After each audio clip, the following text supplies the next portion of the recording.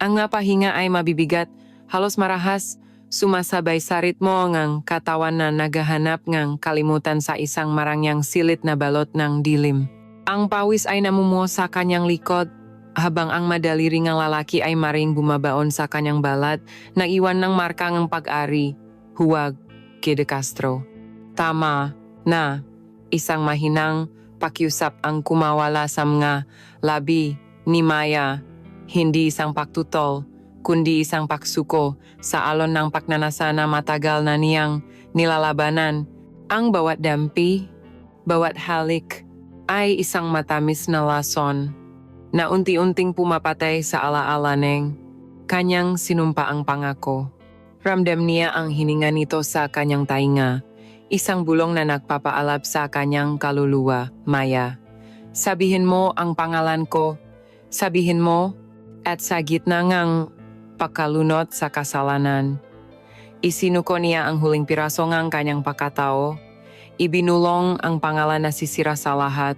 Ngunit bago pa man dumating ang gabing iyon ng paksuko, may isang Maya Santos na nabubuhay sa liwanag. Ilang buwan bago ang gabing iyon, siya ay isang sagisag ng pag-asasalup ng isang silid-aralan sa isang pribadong paralan sa Maynila. Suot ang kanyang simpleng puting blusa at palda, ang kanyang buhok na nakatali ng mayos, siya ang larawan ng isang dedikadong guro sa hinaharap. Ang kanyang ngiti ay abot tainga at ang kanyang boses ay punong ng sigla habang tinuturuan niya ang mabata sa ikalawang baitang. Ang buhay niya ay halos perpekto, isang landas na mayos na nakalatag sa kanyang harapan, isang kararang nanganggako, at isang mapapangasawa, si Leo, na nagmamahal sa kanya ng lubos. Araw-araw, sa pagdating ng oras ng uwian, habang nag-aabang ang mamagulang sa labas ng silid-aralan, may isang pares ng mamata na laging naiba ang pagtingin. Hindi ito ang tingin ng isang ordinaryong magulang na nasisiyahan sa guro ng kanyang anak. Ito ay mas malalim, mas mapanuri, puno ng isang hindi may paliwanag na lungkot at pahanga. Ang mamatang iyon ay pag-aari ni Ginoong De Castro, isang matagumpay na arkitekto, ang biyudong amang ang kanyang paboritong estudyante, si Lia. Nasimula ang lahat sa masimpleng papupulong tungkol sa grado ni Lia, ngunit sa bawat patatakpo ng kanilang mata, may isang kwentong ipinababawal na unti-unting isinusulat ng tadhana. Ang araw ng unang parent-teacher conference ay dumating na may kasamang kaba at pananabik para kay Maya. Bilang isang naksasanay na guro pa lamang, ito ang kanyang unang pagkakataon na haharapin ang mga magulang ng kanyang mga estudyante ng mag-isa. Ang pasilyo ng paralan ay maingay, puno nga magulang na nag-usap at mga batang naghahabulan. Ngunit sa loob ng kanyang maliit na silid-aralan, sinikap ni Maya na lumihang isang kapaligiran ng profesionalismo. Inayos niya ang mga munting upuan, inilatag ang mga folder na naglalaman ng mga gawa ng bawat estudyante, at huminga ng malalim. Isa-isang pumasok ang mga magulang. Maim kang uminggit maim ka seryoso, maim ka nagmamadali. Bawat isa ay binati niya ng may galang at ngiti. Ipinapaliwanag ang progreso ng kanilang nga anak ng may kumpiyansa. Nang bandang huli na ang hapon, nang paunti na ang matao at nagsisimula ng pumata ang ambon sa labas, dumating ang pagkakataon ni Ginoong De Castro. Pagpasok niya sa silid, tila nagbago ang hangin. Hindi siya katulad ng ibang maama. Ang kanyang tindig ay matikas, ang suot niyang business suit ay bakat sa kanyang magandang pangangatawan, at ang kanyang presensya ay tila pumuno sa buong kwarto. Umupo siya sa munting upuan sa harap ng mesa ni Maya at sa isang iglap, pakiramdam ni Maya ay siya ang naging estudyante. Magandang hapon. Gay. De Castro, bati ni Maya, sinisikap na panatilihing matatag ang kanyang boses. Ngumiti ang lalaki, isang ngiting hindi umabot sa kanyang mga matang tila may itinatagong walang hanggang kalungkutan. Magandang hapon din, Miss Santos. Pasensya na kung medyo nahuli ako, galing pa ako sa isang meeting. Sabi niya, ang kanyang boses ay malalim at may bahagyang kaluskos na nagbigay ng kakaibang kiliti sa pandinig ni Maya. Inilahat ni Maya ang folder ni Lia Si Leah po ay isang napakatalinong bata, G. De Castro. Mabilis siyang matuto at napakahusay, niya sa sining. Itinuro niya ang drawing ni Leah, magawang puno ng kulay at imahinasyon. Nakikita ko nga po, sagot ng lalaki, ngunit ang kanyang mata ay hindi nakatingin sa mga papel. Nakatitik ang maito kay Maya. Pinagmasdan niya ang paraan ng paggalaw ng labi nito habang nagsasalita, ang kislap sa mata nito kapag pinag-usapan ang pagtuturo. Nakita niya ang sinseridad, ang dedikasyon, isang bagay na matagal na niyang hindi nakikita sa mundo niyang puno ng pakukunwari at malamig na transaksyon. Naramdaman ni Maya ang bigat ng kanyang matiti. Pakiramdam niya ay hinuhubaran siya nito, hindi sa paraang mahalay, kundi sa paraang tila binabasa ang kanyang kaluluwa. Sinubukan niyang ipagpatuloy. Ang tanging bagay lang po na kailangan nating pagtuunan ng pansin ay ang kanyang pagiging mahiyain. Minsan po, nahihirapan siyang makisalamuha sa kanyang mga kaklase. Habang nagsasalita si Maya, ang bawat salita ay tila isang pagtatanghal na ginagawa niya para sa nag-isang manonood. Ang bawat galaw ng kanyang kamay, ang bawat pagtaas ng kanyang kilay, ay naging kalkulado. Ang amoy ng kanyang mamahaling pabango, isang timplang ng sandalwood at bergamot, ay unti-unting lumukop sa hangin, mas nangingibabaw kaysa sa amoy ng Crayola at papel sa silid. Si Marco de Castro, sa kanyang panig, ay naroon hindi lang bilang isang ama. Ang totoo, alam na niya ang lahat ng sinasabi ni Maya. Gabi-gabi ay kinakausap niya si Leah. Ang dahilan kung bakit siya naroon ay para makita ang babaeng laging bukang bibig ng kanyang anak. Ang Teacher Maya na maganda, ang Teacher Maya na mabait. At hindi siya nabigo. Sa harap niya ay isang diamante. Para pa, and gunit may angking talino at ganda. Simple lang ang kanyang anyo. Walang kolorete sa mukha maliban sa manipis na lip balm. Ngunit iyon ang lalong nagpalitaw sa kanyang natural na kagandahan. Ang puting blusa na suot niya ay nagbigay diin sa kanyang kabataan at kalinisan, isang imahe na sumasalungat sa magulo at madilim na mundo ni Marco. Natapos ang kanilang pag-usap. Tumayo si Maya, at tumayo rin si G. De Castro. Maraming salamat po sa oras ninyo, Miss Santos. Malaking tulong po ito. Inilahat ng lalaki ang kanyang kamay. Nag-atubili si Maya ang isang segundo bago inabot ang kanyang palat. Nang maglapat ang kanilang makamay, isang kakaibang kuryente ang gumapang sa kanyang braso. Ang kamay ni Marco ay malaki, mainit, at medyo magaspang kamay ng isang taong lumilikha. Binalot nito ang kanyang maliit at malambot na kamay sa paraang nagbigay sa kanya ng pakiramdam ng proteksyon at panganib ng sabay at hindi niya agad binitawan. Ang pahawak ay tumagal ng ilang segundo, mas mahaba kaysa sa karaniwang pagbati. Sa mga segundong iyon, tinitigan siya ni Marco ng diretso sa mata.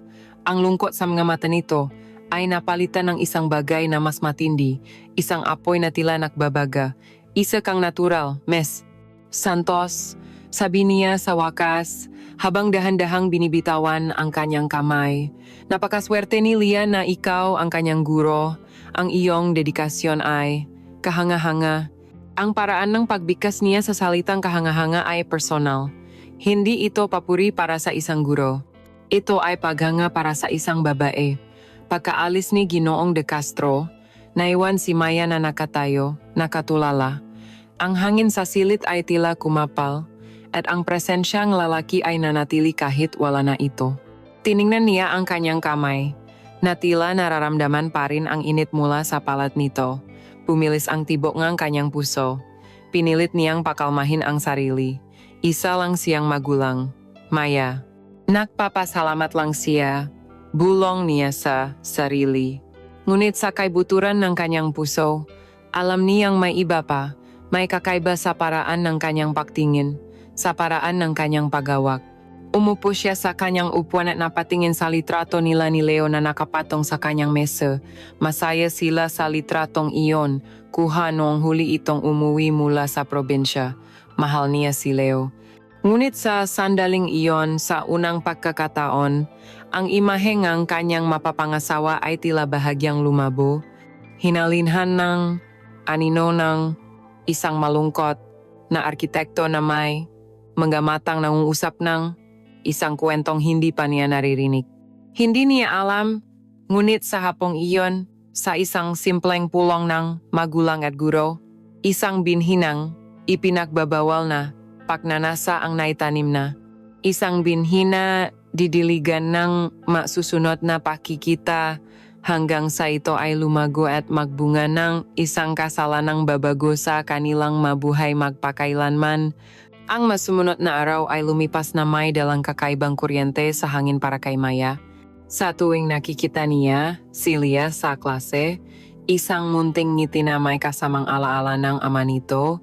Hindi na niya maiwasang isipin ang mainit na pahawa ng kamay at ang malalalim na mga titik ni Ginong de Castro. Sinubukan niyang iwaksi ito, ibinuhos ang kanyang atensyon sa pagtuturo at sa magtawag ni Leo tuwing gabi. Ngunit ang alala ay parang isang anino, laging nakabuntot, tahimik na nagpapaalala. Ang pagiging mahiyain ni Lia, na datiri isang simpleng hamon lang sa kanyang pagtuturo, ay naging isang magandang dahilan. Isang linggo matapos ang kanilang unang pag-usap, napansin ni Maya na si Lia ay patuloy na nag-isa sa oras ng recess. Habang ang ibang bata ay naglalaro at naghahabulan, si Lia ay kontento na sa pagguhit sa isang sulok. Dito nakakita ngang oportunidad si Maya, isang profesional na dahilan para muling kausapin ang amang ang bata. Sa pagtatapos ng klase ng si G. de Castro na ang sumundo kay Lia, nilakasan niya ang kanyang loob. G. de Castro, maari ko po ba kayong makausap saglit? Tungkol po kay Lia, sabi niya, pinanatiling formal ang kanyang tono, isang bahagyang ngiti ang sumilay sa mga labi ni Marco. Siyempre, Miss Santos.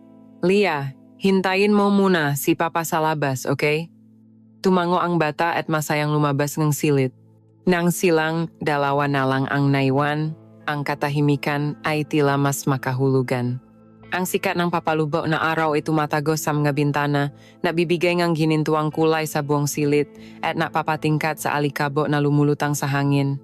Napansin ko po kasi na medyo hirap pa rin siyang makipagkaibigan, panimula ni Maya, habang inaayos ang mga libro sa kanyang mesa, isang paraan para maiwasan ang direktang pagtingin sa mga mata nito. May mga naisip po akong ilang paraan na baka makatulong. Siguro po kung may sasama natin siya sa mga playdate o group activities tuwing weekend. Hindi siya pinatapos ni Marco. Napakasipa mo naman, Miss Santos. Kahit tapos na ang klase, ang mga estudyante mo pa rin ang inisip mo. Ang kanyang boses ay may halong paganga. Bakit mo nga pala pinili ang pagtuturo? Ang tanong ay simple, ngunit ito ang nagbukas ng pinto mula sa pagiging profesional patungo sa pagiging personal. Nag-angat ng tingin si Maya at sinalubong siya ng seryosong mukha ni Marco. Gusto ko po kasing makatulong sa pahubog ng kinabukasan ng mga bata, sagot niya ng may sinseridad. Pakiramdam ko po, ito ang misyon ko. Ngumiti si Marco at sa pagkakataong ito, umabot iyon sa kanyang mamata, panandali ang pinapawi ang bakas ng kalungkutan. Umupo siya sa upuan na kaharap ni Maya, tila hindi nagmamadali.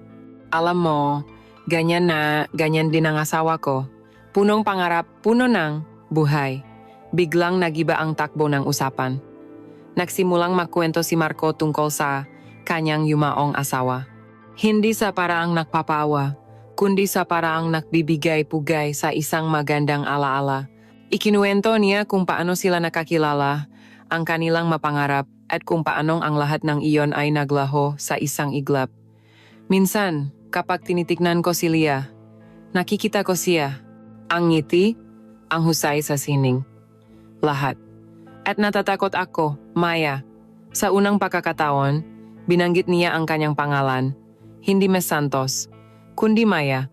Ang tunog nito mula sa kanyang malabi ay tila isang musika, isang ipinagbabawal na himig. Natatakot akong baka hindi ko siya mabigyan ng buhay na nararapat para sa kanya, na baka hindi ko mapunan ang pagkukulang ng isang ina. Si Maya ay nakikinig lamang, ang kanyang puso ay puno ng simpatya. Ang lalaking nasa harap niya, na tila napakatatak at perpekto sa unang tingin, ay isa palang taong may malalim na sugat. Ang kanyang kahinaan ay ang kanyang naging kalakasan sa paningin ni Maya. Sa sandaling iyon, hindi na siya si De Castro, ang amangang kanyang estudyante. Siya ay si Marco, isang lalaking nalulungkot. At sa pagiging bukas nito, naramdaman ni Maya na tila nakikita siya nito sa parang hindi pa niya naranasan. Si Leo, ang kanyang mapapangasawa, ay isang mabuting tao. Mahal siya nito, alam niya iyon. Ngunit ang kanilang mapag-usap ay laging tungkol sa mabagay na praktikal ang trabaho ni Leo bilang inhinyero, ang kanilang ipinapatayong bahay, ang maplano sa kasal. Bihira silang mag-usap tungkol sa kanilang matakot, sa kanilang mapangarap na hindi abot kamay, sa masugat ng nakaraan. Kay Leo, si Maya ay ang kanyang magiging asawa, ang inang kanyang maanak, isang magandang kinabukasan. Ngunit kay Marco, sa sandaling iyon, pakiramdam ni Maya ay siya ay isang kaluluwang, nakikita at naunawaan ang isa pang kaluluwa, isang malalim na kasalukuyan. Sigurado po akong ginagawa ninyo ang lahat para kay Lia, sabi ni Maya, ang kanyang boses ay malambing. At isa po kayong mabuting ama. Ang titik ni Marco ay lalong lumalim, tila sinusuri ang bawat sulok ng kanyang pagkatao. Salamat Maya. Matagal na rin mula noong may nakausap ako ng ganito. Ang kanyang tingin ay bumaba sa mga labi ni Maya. Nanatili ron ng ilang segundo bago muling umakyat sa kanyang mata. Naramdaman ni Maya ang paginit ng kanyang pisngi. Ang hangin sa pagitan nila ay kumapal, puno nga salitang hindi kayang bikasin. Ang pagnanasa ay hindi pahayagan, ngunit naroon na ito. Isang kiliti sa bato, isang pagbilis ng tibok ng puso. Ang paraan ng pagtingin ni Marco sa kanya ay hindi na lamang pahanga. Mayroon na itong bahit ng pagkagutom, isang uhaw na tila si Maya lamang ang makakapawi. Natauhan sila pareho nang marinig ang pagtunok ng bell ng paralan, hudyat na magsasara na ang gate.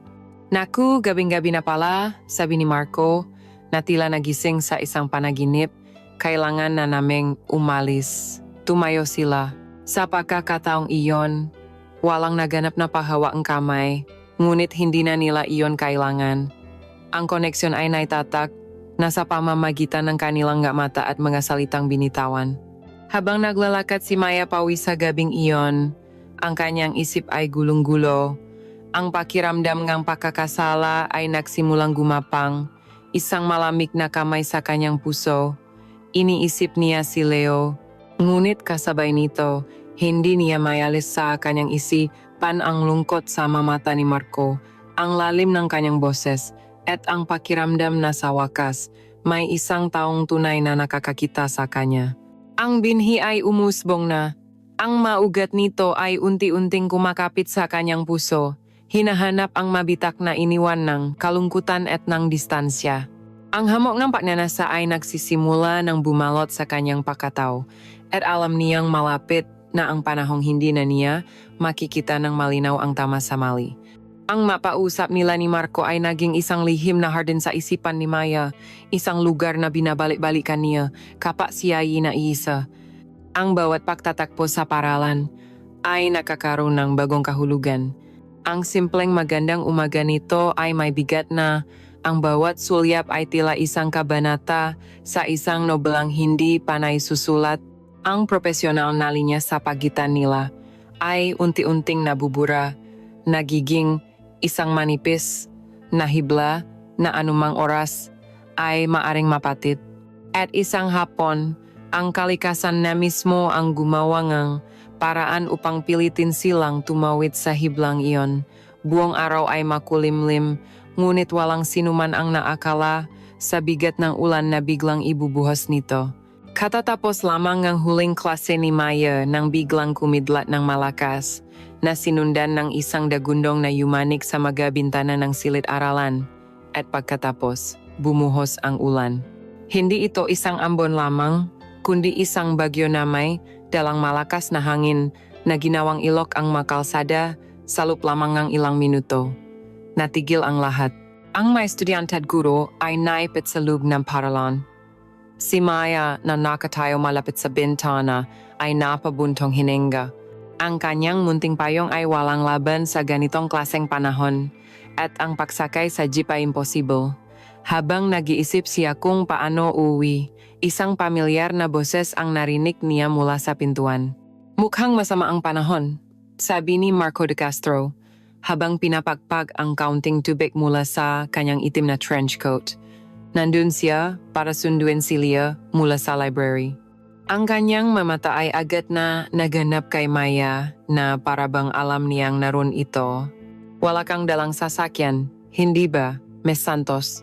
Tanong niya, bagamat alam na niya ang sagot. Umiling si Maya. Hindi po, mukhang maghihintay po muna ako dito hanggang sa tumila. Isang ngiti ang gumuhit sa labi ni Marco. Huwag na, sasayangin mo lang ang oras mo, ihahatid na kita. Mabilis na tumanggi si Maya. Naku, huwag na po, De Castro, nakakahiya po. Malayo po ang inuwian ko. Kahit na git niya, hindi kita maaring iwan dito ng mag-isa sa ganitong panahon. Halika na, may otoridad sa kanyang boses na hindi kayang tanggihan ni Maya. Sa huli, wala siyang nagawa kundi pumayag. Sa ilalim ng malaking payong ni Marco, naglakad sila papunta sa parking lot. Kinailangan ni Maya na tumabi ng malapit dito upang hindi mabasa. Sa lapit nilang iyon, naamoy niya ng malinaw ang kanyang pabango ang pamilyar na timplang ng sandalwood at mamahaling tabako. Ramdam niya ang init na nakmumula sa braso nito na bahagyang dumidikit sa kanya. Ang bawat hakbang ay tila isang mabagal na sayo at ang puso niya ay kumakabo kasabay ng bawat patak na ulan sa payong. Pagbukas niya ng pintong kanyang mamahaling sasakyan, isang mainit na hangin ang sumalubong kay Maya, isang malaking kaibahan sa malamig na panahon sa labas. Ang loob ng sasakyan ay malinis at mabango, amoy katad at ang personal na pabango ni Marco. Nang isara niya ang pinto, tila naputol ang koneksyon nila sa magulong mundo sa labas. Tanging ang malakas na tunog ng ulan sa bubong at ang mahinang musika mula sa stereo ang maririnig. Silang dalawa lamang sa isang maliit na espasyo na tila isang sarili nilang mundo. Ang biyahe ay nagsimula sa katahimikan. Ang tensyon sa pagitan nila ay halos nahihipo. Si Maya ay nakatingin lamang sa labas ng bintana, pinapanood ang mga ilaw ng siyudad na lumalabo dahil sa walang tigil na ulan. Ngunit ang kanyang kamalayan ay nasa lalaking nagmamaneho sa tabi niya. Nakikita niya sa gilid ng kanyang mamata ang makamay nito sa manibela malalaki at may kalyo, ngunit gumagalaw ng may kahinahunan at kontrol. Kumusta ang araw mo? Basak ni Marco sa katahimikan. Okay lang naman po. Medyo nakakapagod lang. Sagot ni Maya, napapasalamat na may naksalita na. Napatuloy ang kanilang maliit na usapan tungkol sa mabata, sa trabaho sa terapi. Ngunit sa ilalim ng simpleng salitang iyon, mayroong isang mas malalim na komunikasyon na nagaganap. Bawat sulyap, bawat pangiti ay may dalang mensahe. Sa isang masikip na kanto, kinailangan ni Marchong biglang magpreno. Sa paggalaw na iyon, ang kanyang kanang kamay na nakapatong sa gear shift ay dumulas at dumapo sa ibabaw ng kamay ni Maya na nakalagay sa pagitan ng kanilang maupuan, isang aksidente. Ngunit ang epekto nito ay parang kidlat. Isang kuryente ang gumapang mula sa dulo ng daliri ni Maya, pataas sa kanyang buong katawan. Agad na binawi ni Marco ang kanyang kamay, ngunit naktama ang kanilang mamata sa loob ng isang segundo. Sa segundong iyon, nakita ni Maya ang pagkagulat sa mga mata nito na mabilis na napalitan ng isang bagay na mas matindi pa na nasa pasensya na bulong ni Marco. Wala po iyon, sagot ni Maya, ngunit ang kanyang boses ay nanginginig. Ang katahimikan na sumunod ay mas mabigat kaysa sa nauna. Wala nang nagsalita. Ang tanging naririnig na lamang ay ang kanilang mapahinga. Ang aksidenteng pagdampingang kanilang mga kamay ay isang deklarasyon. Isang pag-amin na ang atraksyon sa pagitan nila ay hindi na lamang emosyonal, kundi pisikal na rin. Nang marating nila ang tapat ng inupahang bahay ni Maya, medyo humina na ang ulan. Dito na po ako, sabi niya. Ang kanyang boses ay halos hindi marinig. Handa na siyang buksan ang pinto at tumakas mula sa nakakabinging tensyon sa loop ng kotse, ngunit pinigilan siya ng boses ni Marco, Maya. Ang pagtawag nito sa kanyang pangalan ay malambing at seryoso. Humarap siya dito. Sa dilim ng gabi, na sinasalamin lamang na mga ilaw mula sa poste, ang muka ni Marco ay tila isang obra maestra ng anino at liwanag. Inabot nito ang kanyang ang kamay na nadampian nito kanina at marahang hinawakan. Hindi ito isang aksidente ngayon. Ito ay isang sadya at malinaw na kilos. Salamat sa lahat, Maya. Tinitigan siya nito ng diretso sa mata, ang kanyang tingin ay tila tumatagos sa kanyang kaluluwa. Nagdadala kang ang liwanag sa buhay ng anak ko. Huminto ito sandali, habang ang kanyang hinlalaki ay marahang humahaplos sa likod ng kanyang palat, nagpapadala ng maliliit na alon ng kuryente sa kanyang balat. At sa buhay ko, ang salitang iyon ay tumama kay Maya na parang isang malakas na alon. Ito na, ang pag-amin ang pagtawid sa linya. Hindi na ito may babalik pa. Wala siyang masabi. Tanging isang tango lamang ang kanyang naisagot bago marahang binawi ang kanyang kamay. Nagmamadali siyang bumabang sa sakyan. Salamat po sa paghatid, bulong niya bago isara ang pinto. Hindi na siya lumingon pa habang mabilis na tinaha ang daan patungo sa kanyang pinto. Ngunit ramdam niya ang pananatiling ang sasakyan nito sa labas. Ang mailaw nito na nakatutok sa kanyang likod, isang tahimik na saksi sa kasalanang kasisimula pa lamang. Pagpasok sa kanyang kwarto, isinandal niya ang kanyang likod sa nakasarang pinto. Ang kanyang puso ay dumadagundong sa kanyang dibdib. Ang kanyang kamay ay nanginginig pa rin. Tila ramdam pa rin ang init at haplos ngang palat ni Marco. Ang pagkakasala ay naroon, isang malamig na tinik sa kanyang lalamunan. Ngunit kasabay nito, mayroong isang hindi may paliwanag na kilig, isang nakakatakot ngunit kapanapanabik na pakiramdam. Ang ipinagbabawal ay laging mas matamis. At sa gabing iyon, sa gitna ngang bumabagyo, natikman ni Maya ang unang pata ngang lason na handa niyang inumin ng paulit-ulit. Ang nga salitang binitiwan ni Marco sa gabing iyon na dadala kaang liwanag sa buhay ko ay umaling-aungaw sa isipan ni Maya na parang isang walang katapusang awit. Bawat araw, ang pagpasok sa paralan ay naging isang halong pag-asa at takot.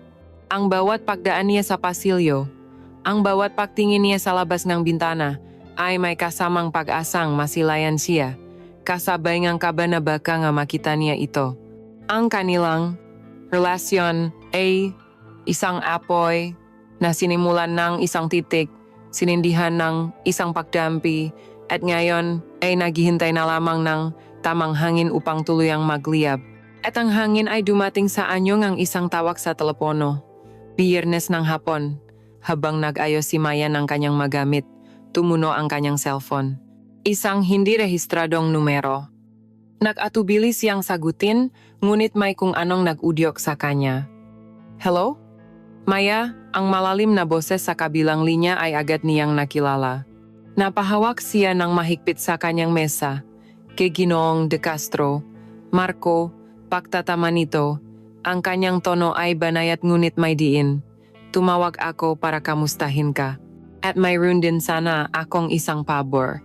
Huminga ng malalim si Maya. Ano po iyon? Si Leah, sobrang inspirado siya sa mga art class mo. May gusto siyang simulan na isang malaking painting, pero pareho kaming walang alam sa mga materyales. Naisip ko, baka maaari kang pumunta dito sa bahay bukas. Mayroon akong maliit na studio. Gusto ko sanang hingin ang opinyon mo. Ang dahilan ay kapanipaniwala, ngunit alam ni Maya na ito ay isang manipis na tabing lamang. Isang paanyaya, isang hamon. Ang isip niya ay sumisigaw ngang huwag, ngunit ang bibig niya ay naglabas ng ibang salita. Sige po, anong oras po ba? Ang pagdating ni Maya sa tahanan ng mga De Castro kinabukasan ay punong kaba.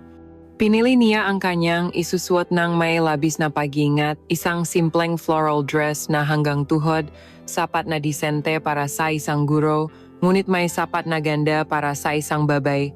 Habang papalapit ang taksi sa malaking gate ng isang modernong bahay sa isang marangyang subdibisyon, lalo siyang kinabahan. Ito ang mundo ni Marco, isang mundong malayong malayo sa kanyang simpleng buhay. Si Marco mismo ang nagbukas ang pinto. Nakasuot ito ang isang puting linen shirt at kulay abong pantalon, nakayapa. Wala na ang formalidad ng isang arkitekto. Sa harap niya ay isang lalaki sa kanyang sariling tahanan. At mas lalo itong naging mapanganib na kaakit-akit. Tuloy ka, Maya, sabi niya. Ang kanyang ngiti ay mas relax at totu. Ang loob ng bahay ay kahanga-hanga. Malawak, minimalist ang disenyo, na may matataas na kisame at malalaking bintanang salamin na tanaw ang isang luntiang hardin. Bawat piraso ngang muebles at sining ay tila maingat na pinili. Ngunit sa kabilang ganda, ramdam ni Maya ang isang malamig na katahimikan, ang bakas ng kalungkutan sa isang tahanang, kulang sa halaha ng isang asawa. Sa isang pader, may isang larawan ng pamilya. Si Marco, isang magandang babae at isang munting Lia, ang asawa niya. Isang malamig na kamay ng pagkakasala ang humaplos sa puso ni Maya. Dinala siya ni Marco sa isang maliit na tour, ipinakita ang kanyang architectural model, at ipinaliwanag ang kanyang proyekto ng may pagmamalaki. Dinala siya nito sa sala kung saan nakahanda na ang isang boteng red wine at 2 kopita. Para sa ating creative partnership, sabi ni Marco habang inaabot sa kanya ang isang kopita, ang kanyang mata ay nangungusap. Ang usapan tungkol sa art project ni Lia ay mabilis na naisantabi. Ang kanilang pag-usap ay naging mas personal. Tinanong siya nito tungkol sa kanyang mapangarap, sa kanyang pamilya, kay Leo. Sa bawat tanong, pakiramdam ni Maya ay lalo siyang nagiging bukas dito. Ibinabahagi ang mga bagay na hindi niya kailanman nasabi sa iba. Ang ala, ang malambot na ilaw, ang mahinang jazz music, at ang matinding presensya ni Marco ay lumikang isang mahika. Lumipat ito na upuan, mas malapit sa kanya sa malambot na sofa. Ang espasyo sa pagitan nila ay unti-unting lumiliit. May dumika sa piski, bulong ni Marco. Bago pa man makagalaw si Maya, iniangat na nito ang kanyang kamay at marahang hinaplos ang kanyang pisngi. Ang kanyang daliri ay mainit at ang dampi ay naktagal ng ilang segundo. Pagkatapos, ang kamay nito ay marahang gumapang papunta sa kanyang buhok. Inipit ang ilang hibla sa likod ng kanyang tainga. Ang kanyang daliri ay marahang humaplos sa kanyang lik. Napapikit si Maya. Ang kanyang pahinga ay bumilis. Ito na. Alam na niya kung saan ito patungo. Ang kanyang isip ay nautos. Umalis ka na, Maya. Tumayo ka. Mali ito. Ngunit ang kanyang katawan ay tila na paralisa. Isang bilanggong sarili niyang pagnanasa. Dahan-dahang inilapit ni Marco ang kanyang mukha. Ang kanyang mata ay nakatitik sa kanyang malabi, isang tingin na puno ng paasam. Bawat milimetro ng paglapit niya ay isang pagsubok, binibigyan siya nito ng pagkakataong umatras. Ngunit hindi siya gumalaw. At nang sa wakas ay maglapat ang kanilang labi, isang alon ngang init ang bumalot sa buong pagkatao ni Maya. Ang unang halik ay marahan, magalang, tila isang pagtatanong. Isang pag-aaral sa bawat kurba ang kanyang labi. Ngunit nang tumugon si Maya, nang maramdaman ni Marco ang pagsuko sa kanyang labi. Ang halik ay lalong lumalim. Naging mapusok ito, puno nga lahat ng mga emosyong kanilang tinatago sa loob ng maraming linggo. Ang halik na iyon ay nagsalita ng lungkutan, ng pangungulila, ng isang ipinagbabawal na pangangailangan. Ang isang kamay ni Marco ay humawa sa kanyang bato, habang ang isa naman ay marahang humaplos sa kanyang likod. Dahan-dahang hinihila ang kanyang katawan papalapit dito. Ang mahinang patutol na naiwan sa isipan ni Maya ay tuluyan ng nalunod. Ang kanyang kamay na kanina'y nakakuyom sa kanyang kandungan ay dahan-dahang umakyat, kumapit sa mabraso nito, sa mabalikat nito, hanggang sa isinuklay niya ang kanyang daliri sa buho nito sa batok. Isinuko niya ang lahat. Sa halik na iyon, hindi na siya si Maya, ang guro, hindi na siya si Maya, ang mapapangasawa ni Leo. Siya ay isang babae lamang na natakpuan ang isang apoy sa gitna ng kanyang sariling taglamik. Nang sila'y magiwalay upang huminga, pareho silang nagahabol ng hininga, nakatitig sila sa isa't isa, ang kanilang mamata ay puno nga salitang hindi na kailangang bikasin. Ang kasalanan ay nagawa na. Ang linya ay natapakan na. At sa katahimikan ng marangyang bahay na iyon, alam nilang pareho na ang nurhon na iyon ay hindi ang katapusan, kundi ang simula pa lamang ng isang mas matamis at mas mapanirang paglalakbay. Ang halik na iyon ay hindi isang tuldok, kundi isang kuwit. Isang maikling paghinto bago ang mas mahaba at mas masalimuot na pangungusap. Nang maghiwalay ang kanilang mga labi, ang hangin ay napuno ng bigat ng kanilang pag-amin, walang salitang namutawi. Tanging ang kanilang mata ang nag-usap, nagtatanong at sumasagot sa isang wika na sila lamang ang nakakaintindi. Sa isang iglap, tumayo si Marco. Inilahad niya ang kanyang kamay kay Maya. Isang imbitasyon. Isang alok na sundan siya sa isang lugar na mas pribado. Isang lugar kung saan ang kanilang mga katawan ay maaring ipagpatuloy ang naumpisahan ng kanilang mga kaluluwa. Nag-alinlangan si Maya ng isang segundo. Ang larawan ni Leo ay sumilay sa kanyang isipan, isang multo ng pangako at katapatan.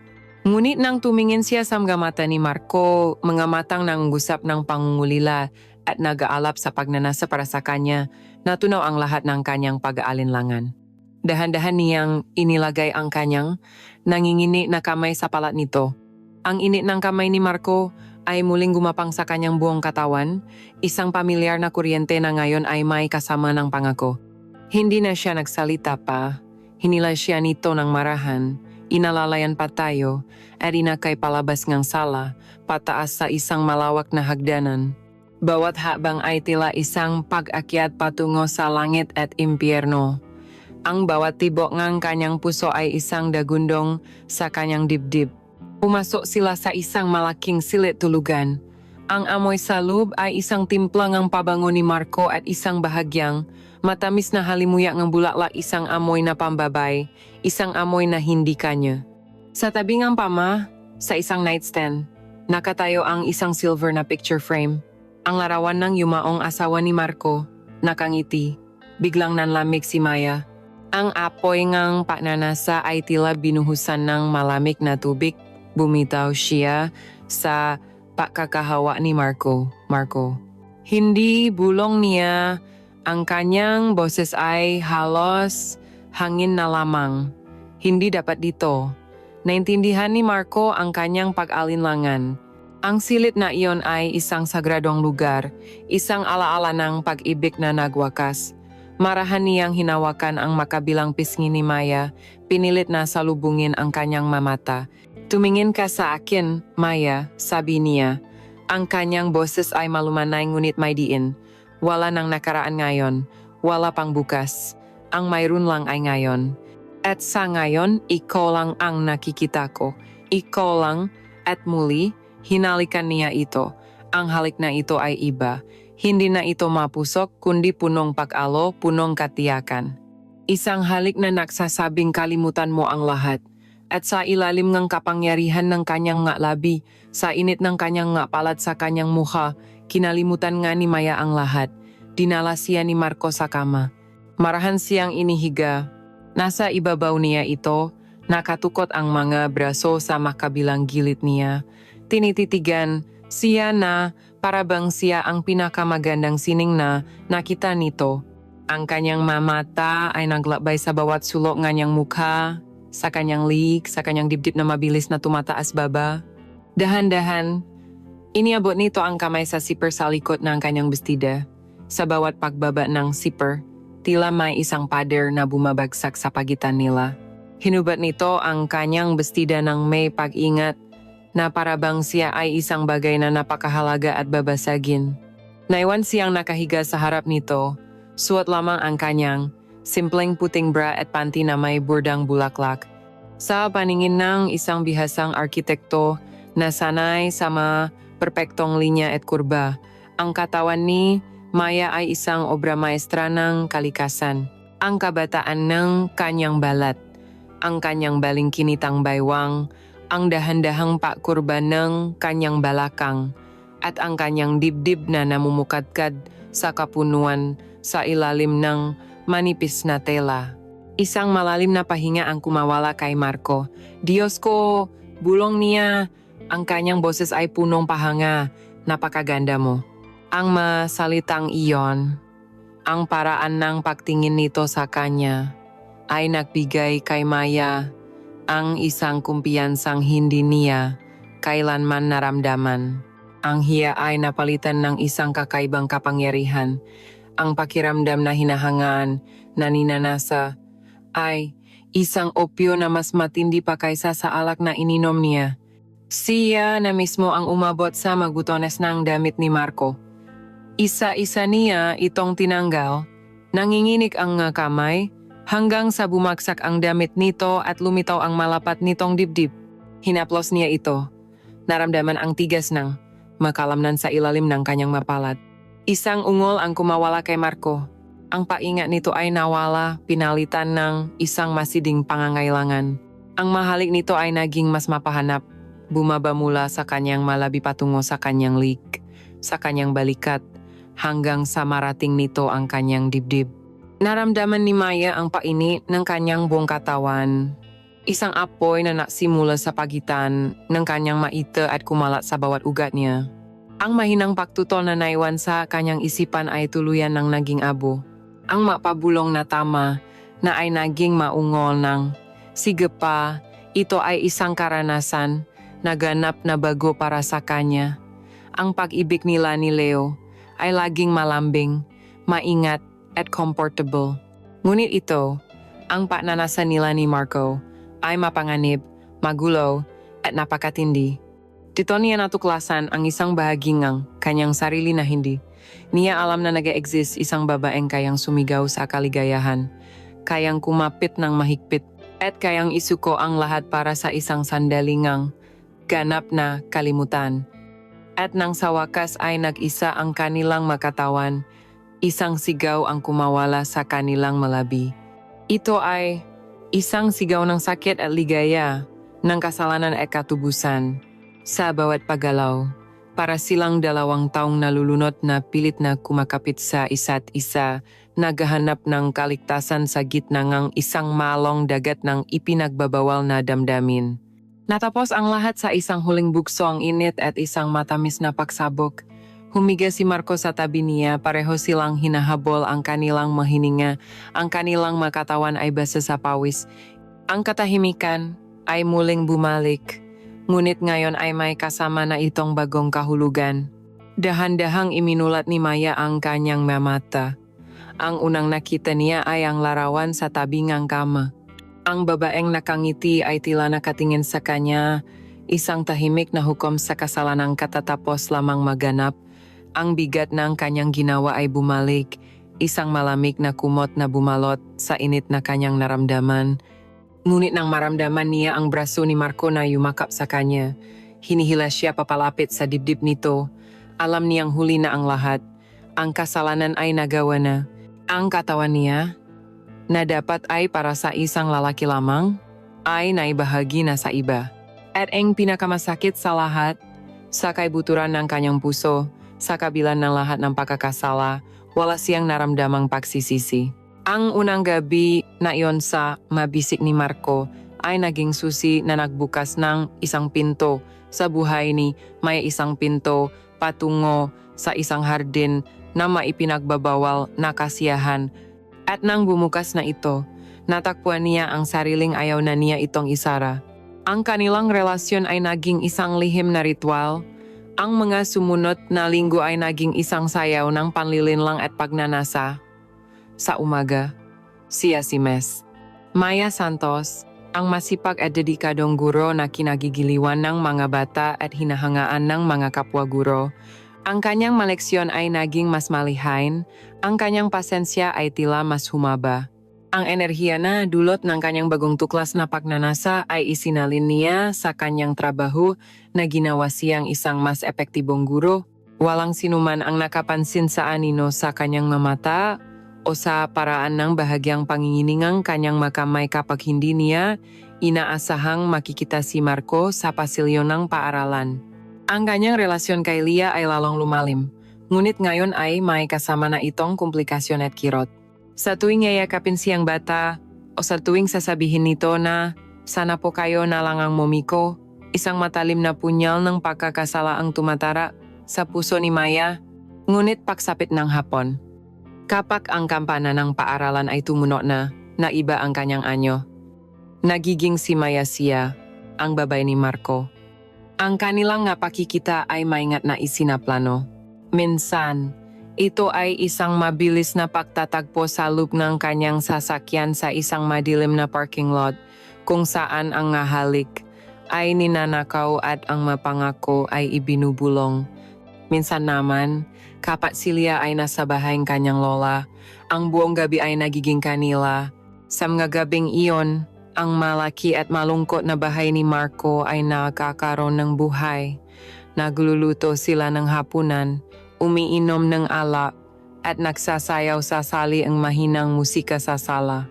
Hindi na lamang ito tungkol sa pisikal na pagnanasa, naging kanlungan nila ang isa't isa. Ibinahagi ni Marco sa kanya ang kanyang mundo, ang mundong sining, arkitektura, at panitikan. Dinala siya nito sa mga museo, ipinakilala sa kanya ang mga klasikong pelikula, at biniyan ng mga librong nagbukas ng kanyang isipan. Sa piling ni Marco, pakiramdam ni Maya ay hindi lamang siya isang babae.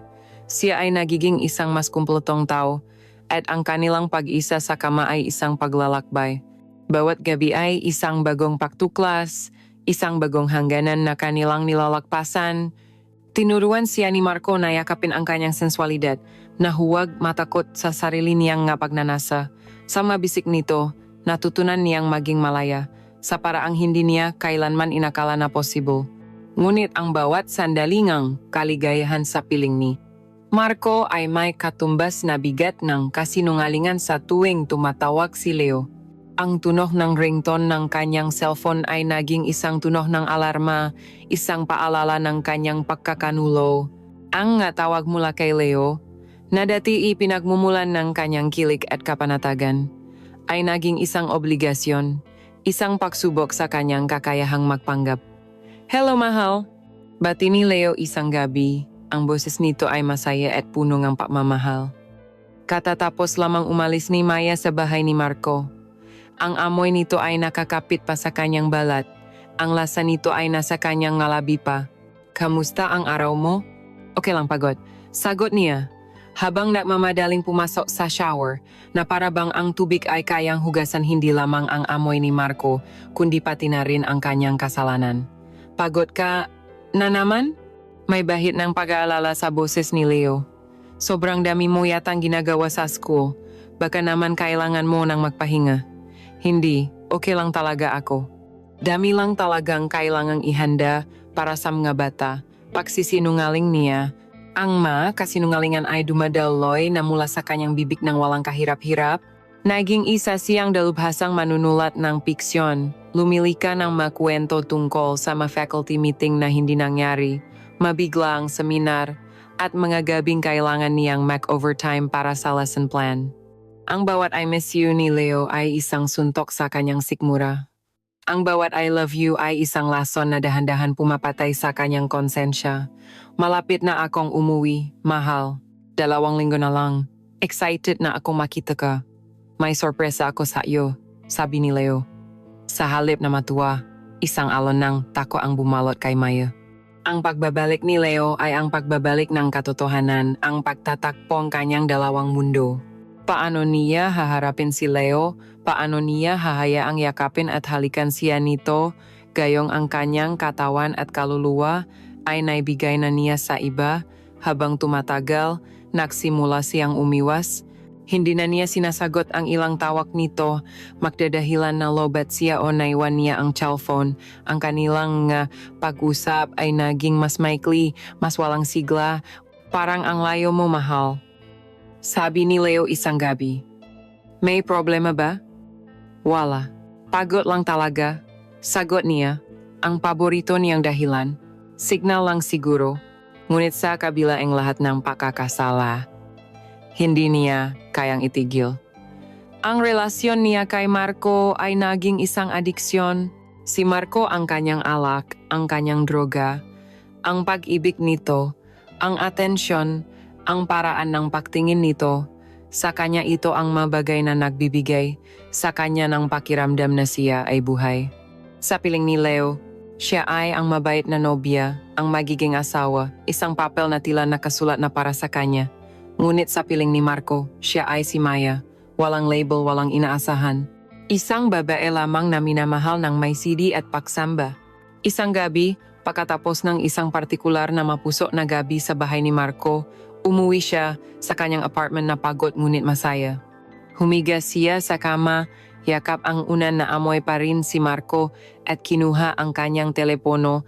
May text mula kay Marco, ang bawat linya na iyong katawan ay isang tula na gusto kong kabisaduhin gabi-gabi.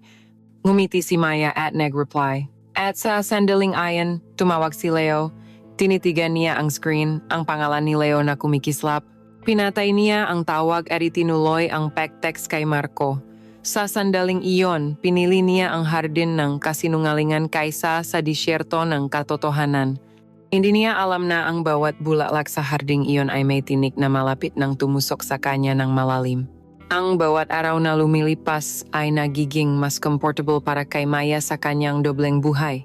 Ang pagkukunwari ay naging kanyang pangalawang balat at ang kasinungalingan ay naging isang wikang kanyang natutunang bikasin ng may kahusayan. Siya at si Marco ay naging mas matapang, mas kampante. Ang kanilang nga pakikita ay hindi na lamang sa mga gabing tiyak na wala si Leah. Minsan, ito ay sa mga hapon, sa mga oras na dapat ay nasa eskwela pa ang bata o nasa bahay nga laro. Naging kampante sila sa kanilang lihim, sa paniniwalang ang kanilang munting mundo ay hindi kayang pasukin ngang sinuman. Isang hapon ng Miyerkules, perpekto ang lahat. Si Leah ay may playdate sa bahay kanyang kaklase at inaasahang uuwi ngang alas 6 ng gabi. Nagpaalam si Maya sa paralan na may kailangan siyang daluhang mahalagang seminar, isang perpektong dahilan para sa kanyang pag-alis ng maga. Ang bahay ni Marco ay naging kanilang tahimik na paraiso. Ang araw sa labas ay mainit, ngunit sa loob ng naka-aircon na sala, sila ay nasa sarili nilang malamig at komportableng mundo. Hindi sila nagmamadali. Nakahiga si Maya sa sofa, ang kanyang ulo ay nakapatong sa hita ni Marco habang marahan nitong hinahaplos ang kanyang buhok. Nababasa itong isang tula mula sa isang makapal na libro, ang malalim nitong boses ay isang musika sa kanyang pandinig. Sa sandaling iyon, wala ng guro, wala ng arkitekto, wala ng nobyo sa malayo. Sila lamang isang lalaki at isang babae na nalunod sa isang sandalingang kapayapaan. Ang pakiramdam ay mapanganib na normal, na parabang sila ay isang ordinaryong mag-asawa na nagpapalipas ngang hapon. Gusto ko yan. Bulong ni Maya, nang matapos basahin ni Marco ang isang linya tungkol sa mabituin. Ang paraan ng pagsasabi niya na ang bawat bituin ay isang lumang liham ng pag-ibig. Ngumiti si Marco at isinara ang libro. Ikaw ang tula ko, Maya. Ang bawat kurba mo, ang bawat ngiti mo. At inilapit nito ang kanyang mukha upang siya ihalikan. Isang halik na malambing at punong pangako. Sa gitna ng kanilang matamis na sandali, isang tunog mula sa labas ang biglang pumunit sa kanilang katahimikan. Ang tunog ng pagbukas ng gate ng garahe. Nakatinginan sila, ang ngiti sa kanilang malabi ay dahan-dahang naglaho. Sino yan? Tanong ni Maya, bumangon mula sa pagkakahiga. Hindi ko alam, sagot ni Marco. Ang kanyang no ay kumunot, siguro ang hardinero lang. Ngunit ang kasunod na tunog, ang tunog ng isang sasakyan na pumarada at ang pagpateng makina nito ay nagsasabing hindi ito ang hardinero. At pagkatapos, narinig nila ang pinakakinatatakutan nilang tunog, ang sunod-sunod na pagpindot sa keypad ng front door. Nalaki ang mga mata ni Maya sa takot. Tumayo sila pareho. Ang kanilang paraiso ay biglang naging isang bitag. Papa, umuwi na po kami. Ang boses ngang isang bata. Ang boses ni Leah. Masakit po ang tiyan ko. Isang alon ng purong takot ang bumalot kay Maya. Napatingin siya sa paligid. Ang kanyang bag ay nasa kabilang sofa. Ang kanyang sapatos ay nasa tabi ng pintuan. Ang kanyang kardigan ay nakasampay sa isang silya. Sila ay nahuli, doon ka sa opisina ko. Mabilis na utos ni Marco, ang kanyang boses ay mahina ngunit puno ng pagmamadali. Bilisan mo. Tinula siya nito papunta sa isang pintuan sa gilid ng sala. Habang tumatakbo si Maya, nakita niya si Marco na nagmamadaling pulutin ang kanyang magamit ang bag, ang sapatos, ang kardigan at mabilis na itinapon ang maito sa ilalim ng isang mesang may mahabang mantel. At sa eksaktong sandali na naisara ni Maya ang pintong opisina, bumukas ang pintong sala. Pumasok si Leah na namumutla at nakahawa sa kanyang tiyan kasama ang ina ng kanyang kaklase. Mula sa manipis na siwang ng pinto, nakikita at naririnig ni Maya ang lahat. Ang kanyang puso ay dumadagundong sa kanyang dibdib na halos hindi na siya makahinga. Ang bawat pintik ay isang sigaw sa katahimikan ng maliit na opisina. Nakatayo siya sa dilim, hindi gumagalaw. Takot na kahit ang kanyang pahinga ay maaring maging sanhingang kanilang pagkabisto. Marco, pasensya na. Hinatid ko na si Leah, sabi ngang ina. Bigla na lang sumakit ang tiyan niya. Baka sa kinain naming ice cream. Naku, salamat Sandra. Walang anuman, sagot ni Marco. Narinig ni Maya ang pilit na pagiging kalmado sa boses nito. Okay ka lang ba, anak? Masakit po, papa, sagot ni Leah. Ang kanyang boses ay mahina.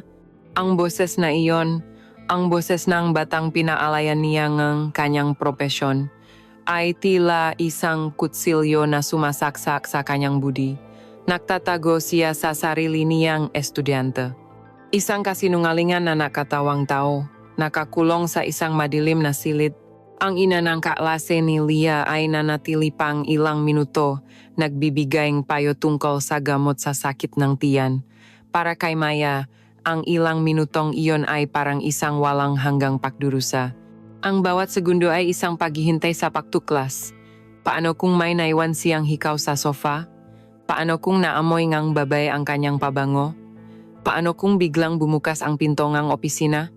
Nang sa wakas ay umalis na ang bisita, narinig ni Maya na dinala ni Marco si Leah sa silid nito sa itaas. Pahinga ka lang, anak. Kukuha kitang gamot at maligamgam na tubig. Ang salita ngang isang naalalang ama. Ang salitang lalong napabigat sa krus na pasan-pasan ni Maya. Pagkatapos ng ilang sandali, na para sa kanya ay isang kawalang hanggan. Marahan na bumukas ang pinto ng opisina, si Marco. Ang kanyang muka ay maputla, ang kanyang buhok ay bahagyang magulo.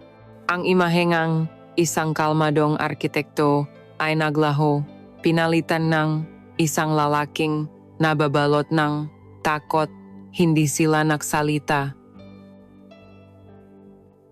Hinawakan lamang ni Marco ang kanyang kamay. Ang kamay nito ay malamig at nanginginig at dinakay siya palabas, hindi sa front door kundi sa likod sa kusina palabas sa garden. Ang kanilang pagtakas ay tahimik at mabilis na parang dalawang magnanakaw sa sarili nilang kwento. Ang pag-uwi ni Maya ay isang malabong panaginip. Ang takot ay nanunuot pa rin sa kanyang mabuto. Pagdating sa kanyang apartment, umupo siya sa sahig, nanginginig habang ang galuhang takot at pagkakasala ay sunod-sunod na pumatak mula sa kanyang mata. Sa gabing iyon, tumawag si Marco. Ang kanilang usapan ay iba na. Wala na ang mamatatamis na salita, ang matula. Ang naroon ay ang brutal na realidad na kanilang sitwasyon. Muntik na, bulong ni Marco. Maya, muntik na. Alam ko, sagot ni Maya, ang kanyang boses ay paos. Ngunit ang takot na iyon, ang panganib na kanilang pinagdaanan ng makasama, ay hindi nagsilbing pader upang sila ipaghiwalayin. Bakus, ito ay naging isang kadena na mas lalong nagbikis sa kanila. Ang kanilang lihim ay hindi na lamang isang laro ng pagnanasa. Ito ay isang panganib na kanilang parehong sinuong. Ang adrenaline, ang takot na mahuli, ay nagbigay ng isang bagong, mas matinding anghang sa kanilang relasyon. Ang muntik na pagkabistong iyon ay hindi nagpatigil sa kanila. Sa halip, itinulak sila nito na maging mas maingat, mas desperado. At ang bawat ninanakaw na sandali ay naging mas mahalaga, mas matamis, dahil alam na nila ngayon kung gaano kalaki ang maaring mawala sa kanila. Ang alon ng takot na dala ng kanilang muntik na pagkakabisto ay unti-unting humupa, ngunit ang iniwan nitong high tide sa kanilang relasyon ay isang bagay na hindi na bumalik sa dati. Ang panganib ay nagbigay daan sa isang bagong antas ng pag-ingat, ngunit kasabay nito, nagbigay rin ito ng isang mas malalim na pangangailangan para sa isa't isa. Ang kanilang mapakikita ay hindi na lamang isang pagtakas na puno ng adrenaline, ito ay naging isang paghahanap ng kanlungan. Ang bawat sandali na makasama sila ay naging mas mahalaga, mas taimtim. Ang pisikal na pagnanasa ay naroon pa rin, nag-alap at masidi, ngunit ngayon ay nababalutan na itong isang kumot ng lemming at emosyonal na koneksyon. Ang mahalik ay mas tumatagal, ang mayakap ay mas humihigpit. Ang kanilang mga katawan ay nag-usap pa rin sa wika ng pagnanasa, ngunit ang kanilang mga kaluluwa ay nagsisimula ng magbulungan sa wika ng pag-ibig. Nagsimula ito sa mga usapang unan. Sa dilim ng kanyang silid-tulugan, pagkatapos ng isang maalab na pagtatalik, kapag ang kanilang mga katawan ay pagod na at ang kanilang depensa ay bagsak, doon lumalabas ang salitang hindi nila kayang bigkasin sa liwanag. Ano ang pinakakinatatakutan mo? Tanong ni Marco isang gabi habang marahang hinahaplos ang buhok ni Maya na nakasupsop sa kanyang dibdib. Huminga ng malalim si Maya na isang araw, magigising na lang ako at lahat na ito ay panaginip lang pala. Tumingin siya sa mga mata ni Marco, o mas malala pa, na magigising ako at lahat ng ito ay toto at kailangan ko nang harapin ang mga kahihinatnan nito. Isang gabi, habang nakahiga silang makatabi at pinapanod ang pag-akyat ng buwan mula sa malaking bintana ni Marco, hindi na napigilan ni Maya ang bigat na matagal nang gumuguhit sa kanyang puso. Ang pag-ibig na kanyang nararamdaman ay hindi na kayang ikulong pa sa apat na sulok ng kanyang dibdib. Marco, bulong niya, ang kanyang boses ay nanginginig. Sa tingin ko, mahal na kita. Ang katahimikan na sumunod ay mabigat. Naramdaman ni Maya ang pagtigil ng pahinga ni Marco. Sa isang sandali, natakot siya na baka mali ang kanyang sinabi, na baka tinulak niya ito palayo. Ngunit pagkatapos, naramdaman niya ang pagigpit ng yakap nito. Hinalikan siya nito sano. Isang halik na matagal at puno ng kahulugan. Matagal ko ng alam, Maya, sagot nito. Ang kanyang boses ay garalgal. Dahil ganon din ang nararamdaman ko para sa iyo. Sa masalitang iyon, isang damnam na emosyon ang bumuhos mula kay Maya. Umiyak siya. Hindi dahil sa lungkot, kundi dahil sa isang halongang kaligayahan at kirot. Masaya dahil ang pag-ibig niya ay may katugon. Masakit dahil alam niyang ang pag-ibig na ito ay isang magandang bulaklak na tumubo sa isang hardin ng kasalanan. Para kay Maya, ang pagmamahal niya kay Marco ay isang pagising. Nakita niya dito ang isang uri ng pag-ibig na hindi niya alam na possible pala. Ang pagmamahal niya kay Leo ay isang desisyon, isang plano. Ang pagpapakasal, ang pagbuo ng pamilya ito ay mahakbang sa isang blueprint na kanilang binuo ng makasama. Si Leo ay isang ligtas na daungan, isang pangako ng isang tahimik na bukas. Ngunit si Marco ay isang bagyo. Siya ang kulog at kidlat. Minahal niya ang kanyang pagiging komplikado, ang kanyang talino, ang kanyang pagnanasa hindi lamang sa kama, kundi sa kanyang trabaho, sa sining, sa buhay. Higit sa lahat, minahal niya ang kalungkutan sa mga mata nito, isang kalungkutang nais niyang pawin. Pakiramdam niya, ang pagmamahal niya ang lunas sa mga sugat ni Marco. Sila ay dalawang basag na piraso na kapag pinagsama ay nagiging buo. Paano na tayo? Tanong ni Maya. Ang kanyang maluha ay tumutulo na sa dibdib ni Marco. Dito bumalik ang brutal na katotohanan. Huminga ng malalim si Marco. Hindi ko alam, mahal ko. Hindi ko alam. Nagsimula silang mangarap, bumuong isang mundo kung saan possible ang lahat. Paano kung iwanan ko ang lahat? Sabi ni Maya. Paano kung sabihin ko na kay Leo ang totu? At pagkatapos, tanong ni Marco. Ang kanyang boses ay malungkot. Saan ka pupunta? Ano ang sasabihin ng pamilya mo? Ang karera mo, Maya? Sisirain natin ang lahat ng pinahirapan mo? Paano kung tumakas na lang tayo? Sabi ni Maya, isang despradong pangarap. Pumunta tayo sa isang lugar kung saan walang nakakakilala sa atin. Magsimula tayo muli. Hinaplos ni Marco ang kanyang piski. At si Leah? Iwan ko ba ang anak ko? O ilalayo ko siya sa tahanan niya, sa mga kaibigan niya? Anong sasabihin ko sa kanya? Na ang teacher Maya na mahal niya ay ang dahilan kung bakit kailangan naming iwan ang lahat. Ang bawat pangarap ay may kasunod na pader. Ang bawat paano kung ay may kasunod na hindi maari. Si Leah, si Leo, ang kanilang mapamilya, ang kanilang mareputasyon. Sila ay 2 taong nakatali sa makabilang dulongang isang napakaraming lubid at ang bawat paggalaw nila palapit sa isa't isa ay lalong nagpapahigpit sa mga buhol.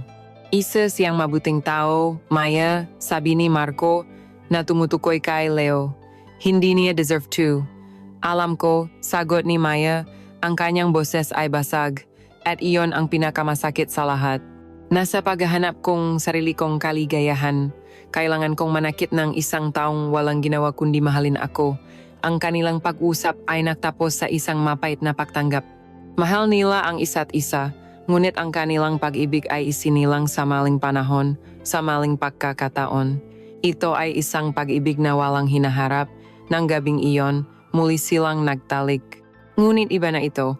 Ang bawat halik ay may lasang pamamaalam. Ang bawat haplos ay isang desperadong pagkapit. Hindi na ito simpleng pagnanasa. Ito ay isang pag-iyak ng 2 kaluluwang gustong maging isang ngunit pinaghihiwalay ng tadhana. Pagkatapos, habang mahimbing na natutulog si Marco sa kanyang tabi, nanatiling gising si Maya, pinagmasdan niya ang mukha nito sa liwanag ng buwan. Ang maguhit sa nito, ang pilik mata, ang maklabing nagbigay sa kanya ng langit at impyerno. Hinaplos niya ito ng marahan, takot na baka magising ito. Sa sandaling iyon, naramdaman niya ang isang pag-ibig na napakalalim at napakasakit. Natakpuan niya ang lalaking para sa kanya, ngunit hindi ito maaring maging kanya. Ang kanilang mapuso ay makabuhol na, isang maganda ngunit masalimuot na buhol na sa huli ay kailangan ding kalagin kahit pa ang ibig sabihin nito ay ang pagkasira nilang dalawa. Ang pag-ibig ni Maya at ni Marco ay naging isang mundong gawa sa salamin maganda, kumikinang ngunit napakarupok. Nabubuhay sila sa loop nito, hinahangaan ang refleksyon ng kanilang kaligayahan, habang maingat na iniwasan ang katotohanang isang maling galaw lang ay maaring mabasag ang lahat. Naging kampante sila sa kanilang kristal na palasyo, hindi namamalayan na may isang bato na papalipad, handang wasakin ang lahat sa isang iglap. Ang bato ay dumating sa anyo ngang isang tawag sa telepono isang hapon, habang si Maya ay nasa kanyang apartment, ninanamnam ang isang sandali ngang katahimikan. Nakaupo siya sa tabi ng bintana, hawa ang isang libro nga tula na bigay ni Marco, muling binabasa ang isang paboritong talutot na minarkahan nito para sa kanya. Ang puso niya ay payapa, at pagkatapos, tumunog ang kanyang telepono. Si Leo. Isang ngiti ang gumuhit sa kanyang labi. Isang ngiting automatiko. Isang ngiting sanay na. Hello, mahal. Bati niya. Kamusta? Napatawag ka. Mahal, may magandang balita ako. Ang boses ni Leo sa kabilang linya ay punong kagalakan. Isang tunog na hindi narinig ni Maya mula rito sa loob ng matagal na panahon. Hindi mo to paniniwalaan. Ano yon? Tanong ni Maya, habang ang kanyang daliri ay marahang humahaplos sa pangalan ni Marco na nakasulat sa loob ng pabala ng libro. Natapos namin ang proyekto ng mas maga sa inaasahan. Pinayagan na ako ng boss ko na umuwi. Nakakuha na ako ng flight. Mahal, uuwi na ako. Sa makalawa, darating na ako. Sorpresa. Kung ang mga salita ay kayang pumatay sa sandaling iyon, si Maya ay isang bangkay na. Ang libro ay nahulog mula sa kanyang kamay, Lumikha ang isang malakas na kalabog sa sahig na kahoy. Ang dugo sa kanyang mukha ay tila hinigop, nag-iwan ng isang malamig at maputlang maskara. Ang kanyang pahinga ay biglang naipit sa kanyang lalamunan. 2 araw, 2 araw na lamang. Mahal? Nariyan ka pa ba? Tanong ni Leo. Ang kanyang tono ay nagbago mula sa masaya patungo sa naalala. Natauhan si Maya. Kinailangan niyang magsalita. Kinailangan niyang magpanggap. Oh, mahal. Nandito pa ako. Nabigla lang ako. Talaga? Ang galing naman. Sobrang saya ko. Ang bawat salita ay isang kasinungalingan. At bawat kasinungalingan ay isang tinik na lalong sumusugat sa kanyang lalamunan. Siyempre, hindi na ako makapaghintay na makita ka. Sobrang miss na kita. O sige na, kailangan ko nang magambake. Basta sa makalawa. I love you. I love you too, pilit na sagot ni Maya. Pakababa ng telepono, gumuho ang kanyang mundo. Ang 4 na sulok ng kanyang apartment ay tila gumuho papasok, dinuduro siya. Ang katahimikan ay naging isang nakakabinging ingay. 2 araw, 48 na oras para burahin ang mabakas ng 6 na buwan ng pagnanasa, pag-ibig at pagkakanulo. Ang kanyang pagkataranta ay naging isang mabangis na enerhiya. Para siyang isang kriminal na nagtatagong ebidensya. Ang una niyang inatake ay ang kanyang cellphone, ang munting kahon na naglalaman ng lahat ng kanyang kasalanan. Sinimulan niyang burahin ang kanilang text message. Bawat pagpindot ng delete ay isang pagpatay sa isang alaala. And good morning. Magandang binibini ni Marco. Ang ngalitratong palihim nilang kinunan. Ang magabing puno nga salitang mahalay at matamis. Ang kanyang magadaliri ay nanginginig ngunit wala siyang tigil. Kailangang maglaho ang lahat. Pagkatapos ang digital na paglilinis, isinunod niya ang pisikal. Nilinis niya ang kanyang apartment na para bang may darating na crime scene investigator. Ang bawat sulok ay kanyang siniyasat. Ang librong bigay ni Marco, itinago niya ito sa pinakailalim ng kanyang aparador sa likod ng malumang damit. Ang boteng ang pabango na regalo nito inilagay niya sa isang kahon kasama ng iba pang mga bagay na ayaw niyang makita. Ang isang alampe na may naiwang amoy ni Marco, nilabhan niya ito ng 3 beses na para bang ang sabon at tubig ay kayang alisin hindi lamang ang amoy, kundi pati na rin ang alaala ng braso nito na nakayakap sa kanya. Nakweli siya, nakmop, nagpunas hanggang sa ang apartment ay naging mas malinis pa kaysa noong una siyang lumipat dito. Ngunit kahit gaano kalinis ang sahig, pakiramdam niya ay ang dumi sa kanyang pagkatao ay hindi na kailanman matatanggal. Sa gitna ng kanyang paglilinis, tinawagan niya si Marco. Marco, sabi niya, ang kanyang boses ay walang emosyon, naubos ng takot. Uwi na si Leo, sa makalawa. Isang mahabang katahimikan ang sumagot sa kanya. Narinig niya ang pagbuntong hininga ni Marco sa kabilang linya. Isang tunog ng pagtanggap sa isang bagay na pareho nilang alam na darating.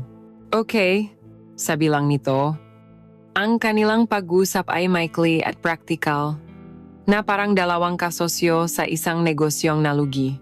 Huwag ka munang tatawag o magte-text, sabi ni Maya. Alam ko, sagot ni Marco. Maya, mag-ingat ka. Ikaw din. Iyon na. Walang I love you. Walang mga pangako. Tanging ang malamig at matigas na katotohanan ng kanilang sitwasyon. Ang kanilang pag-ibigan ay naging isang konspirasyon. Sa sumunod na araw, ang araw bago ang pagdating ni Leo, si Maya ay parang isang kaluluwang ligaw sa sarili niyang tahanan. Hindi siya makakain. Hindi siya makatulog. Ang bawat tunog ang pagdaan ng tricycle.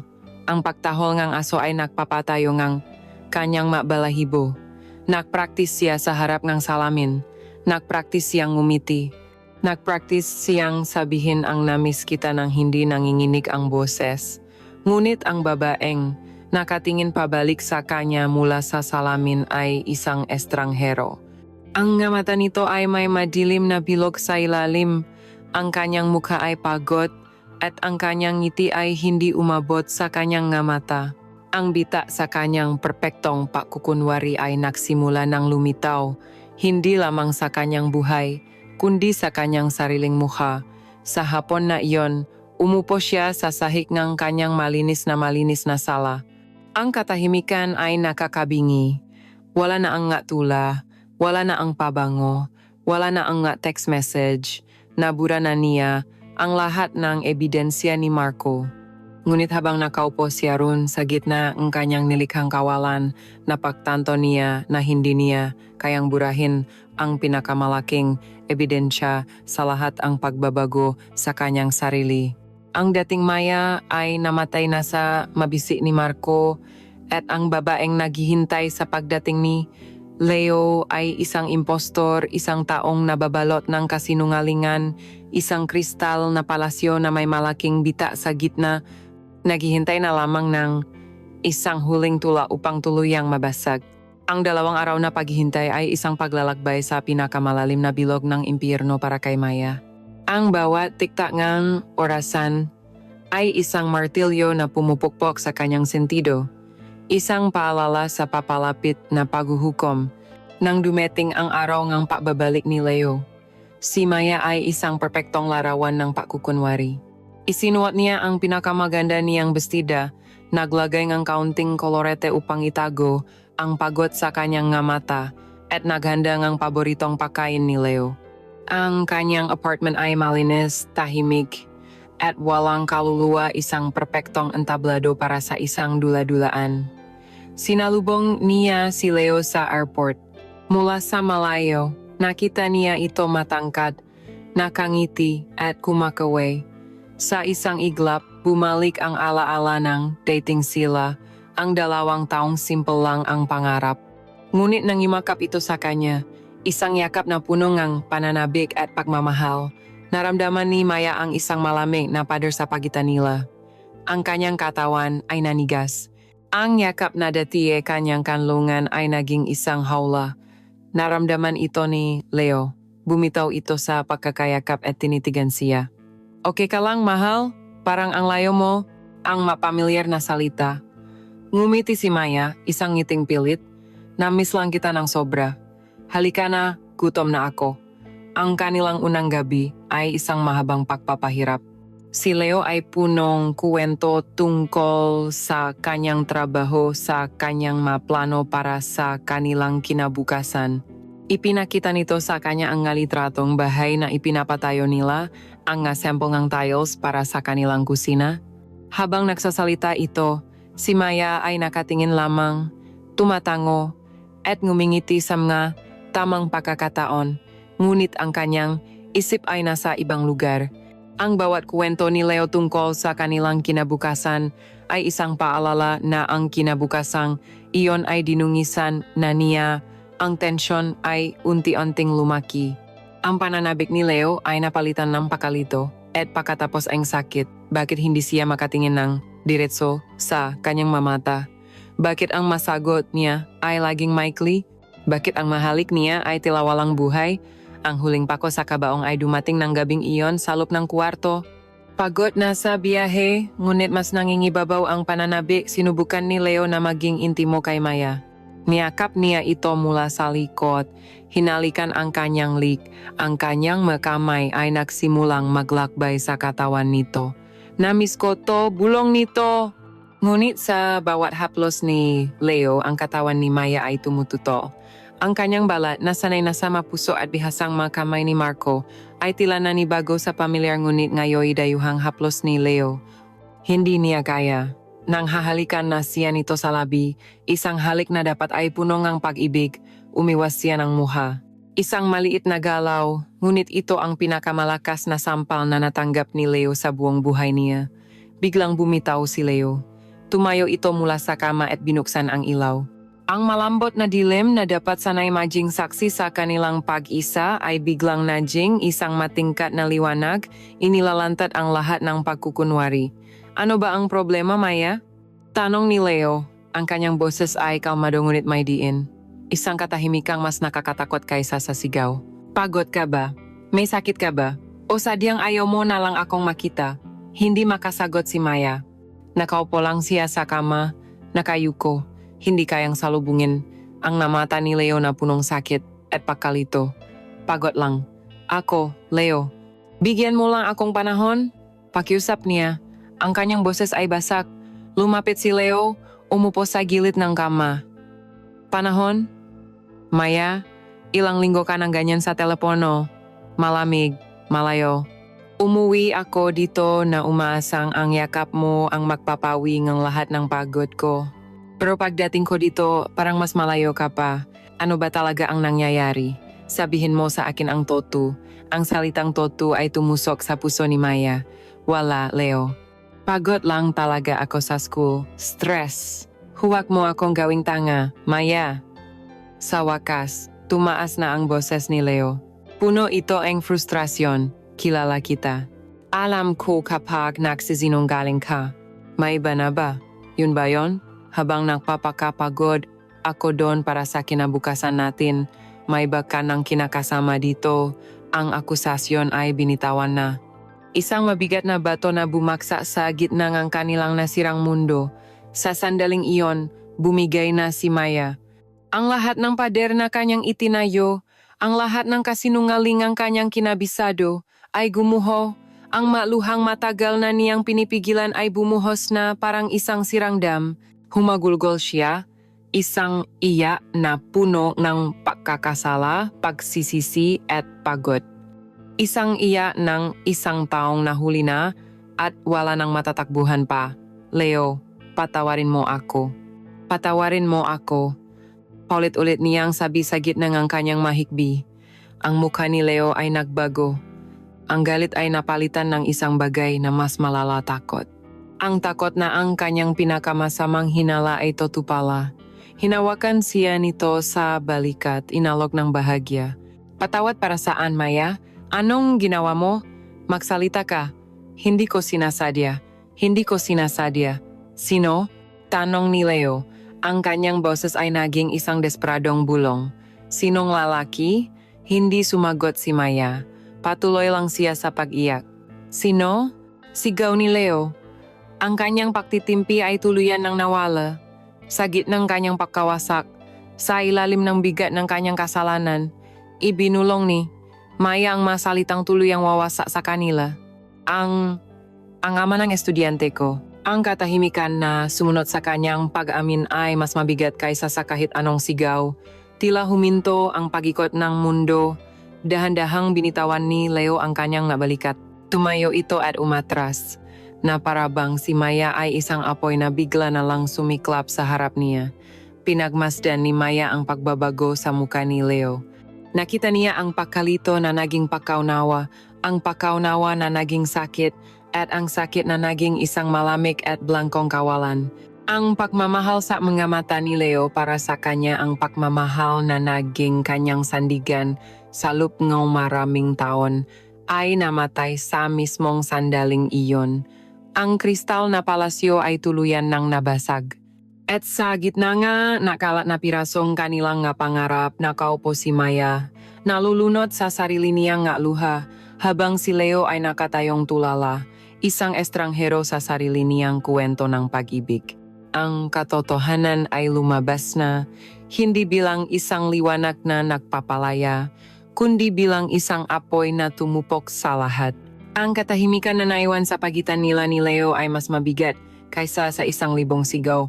Ang katotohanan, nasa wakas ay lumabas na ay hindi nagdalang ang kaluwagan, kundi ang isang absolutong pagkawasap.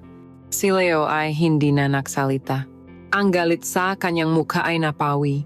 Napalitan ng isang blankong ekspresyon na parabang ang lahat ng emosyon sa kanyang katawan ay sabay-sabay na namatay. Dahan-dahan siyang naglakad patungo sa maliit na mesa kung saan niya inilapag ang kanyang masusi. Mula sa kanyang bulsa, kinuha niya ang isang maliit na kahon na pelus. Ang sorpresa na dapat sanay para kay Maya. Binuksan niya ito. Sa loob, isang singsing hindi ang kanilang engagement ring, kundi isang mas magandang singsing, isang wedding band na may maliliit na diamante. Ang simbolo ang kinabukasang hindi na darating. Kinuha niya ang singsing mula sa kahon. At sa halip na ibigay kay Maya, marahan niya itong inilapak sa ibabaw ng mesa. Ang mahinang kalansing ng ginto sa kahoy ang tanging tunog sa silid. Ito ang tunog ng kanilang katapusan. Pagkatapos, tumalikod siya at naglakad patungo sa pinto. Hindi na siya lumingon pa. Ang huling nakita ni Maya ay ang likod ng lalaking minsan niyang pinangakuang mamahalin habang buhay. At sa pag-click ng saradurang pinto, isinara na rin ni Leo ang pinto sa kanilang nakaraan, sa kanilang mapangarap at sa puso ni Maya. Naiwan si Maya sa sahig, isang basag na manika sa gitnang nanggaguhong ng kanyang buhay. Sa mga sumunod na araw, siya ay parang isang multo. Ngunit sa gitna ng kanyang pagkawasak, may isang maliit na mitsangang pag-asa na pilit niyang pinakniningas. Si Marco, ngayon na malaya na siya, ngayon na nasabi na niya ang totoo, marahil ay mayroon na silang pagkakataon. Hinawakan niya ang pag-asang iyon na parang isang huling piraso ng kahoy sa gitna ng isang rumaragasang baha. Sinubukan niyang tawagan si Marco. Ngunit ang matawag niya ay dumidiretso sa voicemail. Nagpadala siya ang napakahabang mga text message. Ibinubuhos ang lahat ng kanyang sakit. Ipinapaliwanag ang nangyari, nagmamakaawa para sa isang sagot. Ngunit ang tanging natanggap niya ay isang nakakabinging katahimikan. Ang katahimikan ni Marco ay mas masakit kaysa sa pag-alis ni Leo. Ang pag-alis ni Leo ay isang malinis na hiwa. Ang katahimikan ni Marco ay isang mabagal at masakit na pagkabulo. Pagkatapos ng halos isang linggong paghihintay, isang text message ang dumating mula kay Marco. Ang kanyang puso ay biglang tumibok ng mabilis. Isang halong ang pag-asa at takot. Binuksan niya ito. Ang mensahe ay mahaba, maingat ang bawat salita at napakalamig. Humingi ito ng tawad para sa sakit na idinulot nito. Sinabi nitong ang kanilang pag-ibigan ay totoo at hindi niya iyon malilimutan. Ngunit, ang salitang ngunit ay isang hato. Ngunit hindi niya kayang isakripisyo ang kapakanan at kinabukasan ng kanyang anak. Kailangan niyang piliin si Lia. Sa huli, sinabi nitong ililipat na niyang paralan si Lia sa susunod na semestre upang makapagsimula silang muli. At nagtapos ito sa mga salitang, hangad ko ang iyong kaligayahan, Maya. Paalam, iyon na. Isang malinis na pagputol. Pinili niya ang kanyang reputasyon. Pinili niya ang kanyang anak. Pinili niya ang ligtas na daan. Ang paibig na inakala ni Maya ay isang malalim na karagatan, ay isa lamang palang mababaw na lawa. At sa unang tanda ng bagyo, pinili ni Marco na lumangoy pabalik sa pampang. Dito na tuluyang gumuho si Maya. Wala na siyang pag-asa. Wala na siyang makakapitan. Nawala sa kanya ang dalawang lalaki. Nawala sa kanya ang isang ligtas na kinabukasan kasama si Leo at nawala rin sa kanya ang isang mapusok na pangarap kasama si Marco. Ang paralan, ang kanyang pangarap na maging guro, ay naging isang lugar ng bangungot. Hindi na niya kayang harapin ang pasilyo kung saan nagsimula ang lahat. Hindi na niya kayang tingnan sa mata si Lia, ang inosenteng batang naging sentro ng kanyang pagkakasala. Nagpadala siyang isang email sa paralan, isang formal na pagbibiti na ang dahilan ay personal na mga issue sa kalusugan. Ang kanyang pangarap ay namatay kasabay ng kanyang pag-ibig. Ang balita ay umabot sa kanyang pamilya. Ang pagkasira ng kasunduan sa kasal, ang biglaan niyang pag-alis sa kanyang internship, lahat ay naging isang malaking kahihiyan. Ang boses ng kanyang ina sa telepono, puno ng pagkadismaya at sakit, ang huling dago na tuluyang nagpabagsak sa kanya. Ang mabuwan ay lumipas na parang isang mahabang, walang kulay na panaginip. Ang huling eksena ay si Maya sa kanyang apartment, na ngayon ay halos walang laman na. Napapalibutan siya ng mga kahon. Kailangan na niyang umalis. Wala na siyang pambayad sa upa. Habang naimpake ng mga natitirang gamit, natigilan siya sa harap niyang isang salamin na nakasandal sa pader. Tinitigan niya ang babae sa refleksyon. Payat, ang kanyang mga mata ay malalim at walang kislap. Ang kanyang mukha ay may bakas ng isang pagod na hindi kayang pawiin ng tulog. Hindi na niya nakilala ang masayahin at punong pangarap na dalaga na minsan ay nanirahan sa katawang iyon. Hindi na siya umiyak. Naubos na ang kanyang maluha, nagiwan ng isang permanenteng kirot sa kanyang dibdib. Tumayo siya sa tabi ng bintana at tumingin sa labas. Ang mailaw ng siyudad, na minsan ay tila nangangakong isang masayang kinabukasan, ay ngayon tila mga mata ng libo-libong estranghero na humuhusga sa kanya. Nakuha niya ang ilang buwan ng matinding pagnanasa, nang nga sandaling pakiramdam niya ay nasa langit siya. Ngunit ang kapalit nito ay ang lahat. At sa huli, wala siyang nakuha. Ang kwento ay hindi nagtatapos sa isang resolusyon, kundi sa simulang ng isang mahabang pagbabayad puri. At sa katahimikan ng gabi, napagtanto niya na ang pinakamabigat na parusa ay hindi ang pag-iwan sa kanya ng dalawang lalaki, kundi ang habambuhay na pamumuhay kasama ang babaeng naging siya.